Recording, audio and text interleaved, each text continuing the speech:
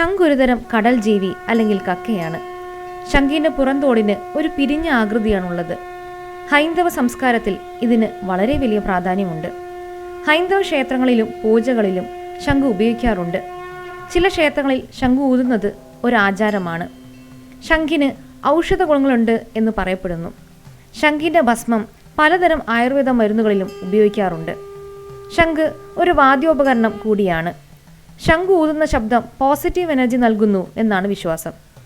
മഹാവിഷ്ണുവിൻ്റെ കൈകളിൽ ശംഖ് ഒരു ആയുധമായി കാണാം. പാഞ്ചജന്യം എന്നാണ് വിഷ്ണുവിൻ്റെ ശംഖിൻ്റെ പേര്. ഇത് ശുദ്ധിയുടെയും വിജയത്തിൻ്റെയും പ്രതീകമായിട്ടാണ് കണക്കാക്കുന്നത്. സമുദ്രത്തിൻ്റെ ആഴങ്ങളിലാണ് ഇത് സാധാരണയായി കാണപ്പെടുന്നത്. പല രാജ്യങ്ങളിലും ശംഖുകൾ അലങ്കാര വസ്തുക്കളായി ശേഖരിക്കാറുണ്ട്. ശംഖ് കേരളത്തിൻ്റെ ഒരു പ്രധാന സാംസ്കാരിക ചിഹ്നം കൂടിയാണ്. തിരുവിതാംകൂർ രാജവംശത്തിൻ്റെ ചിഹ്നത്തിൽ ശംഖ് ഒരു പ്രധാന ഭാഗമായിരുന്നു.